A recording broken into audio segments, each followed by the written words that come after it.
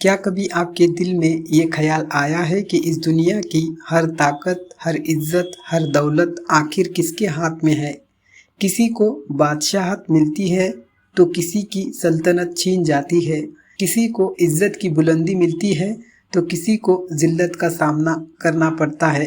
ہمیں لگتا ہے یہ سب حالات، یہ سب لوگوں کے کرنے سے ہو رہا ہے، مگر حقیقت کچھ اور ہے۔ اللہ تعالیٰ نے اپنے پیارے رسول صلی اللہ علیہ وسلم کو ایک ایسی دعا سکھائی جو اس پوری حقیقت کو کھول کر رکھ دیتی ہے۔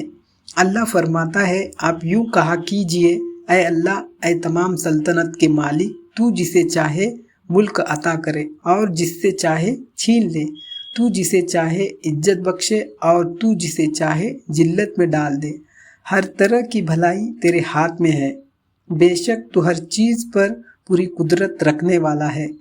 تاریخ میں اس حقیقت کی ایک بڑی مثال ہے نمرود کی، جو اپنے زمانے کا سب سے بڑا بادشاہ تھا، جس نے اپنی سلطنت کے نشے میں آ کر خود کو خدا تک کہلوانا شروع کر دیا تھا۔ اس کے پاس فوج تھی، دولت تھی، حکومت تھی، مگر جب اللہ نے چاہا تو ایک چھوٹے سے مچھر کے ذریعے اس کی ساری طاقت مٹی میں ملا دی۔ دوسری طرف فرعون کا بھی یہی انجام ہوا، جس نے خود کو رب کہلوایا، مگر دریائے نیل میں اس کی لاش ایک عبرت بن کر رہ گئی۔ اور جب ہم حضرت یوسف علیہ السلام کی زندگی دیکھتے ہیں تو ایک غلام، ایک قیدی، اللہ کی مرضی سے مصر کے خزانوں کا مالک بن جاتا ہے۔ یہی تو ہے اصلی مالک کی نشانی، جسے چاہے بلندی دے، جس سے چاہے چھین لے۔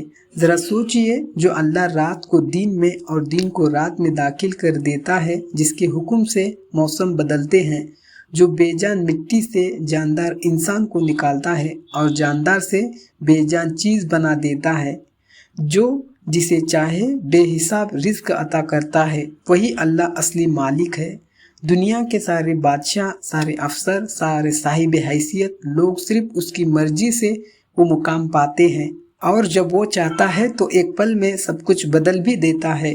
جب ہم اپنی نوکری، اپنے کاروبار، اپنی عزت کی فکر میں گلتے جاتے ہیں، رات دن اسی سوچ میں گزار دیتے ہیں کہ آگے کیا ہوگا، ترقی ملے گی یا نہیں، تو یہ آیت ہمیں یاد دلاتی ہے کہ ہمارا رزق، ہماری عزت، ہمارا مستقبل کسی انسان کے ہاتھ میں نہیں، بلکہ اس اللہ کے ہاتھ میں ہے جو قادر مطلق ہے۔ جو شخص اس حقیقت کو دل سے مان لیتا ہے، اس کا دل دنیا والوں کے ڈر سے آزاد ہو جاتا ہے۔ وہ نہ کسی افسر سے ڈرتا ہے، نہ کسی کی ترقی دیکھ کر پریشان ہوتا ہے، بلکہ صرف اللہ کی طرف جھک جاتا ہے۔ آئیے آج سے ہم بھی اس بھروسے کو اپنے دل میں بسائیں۔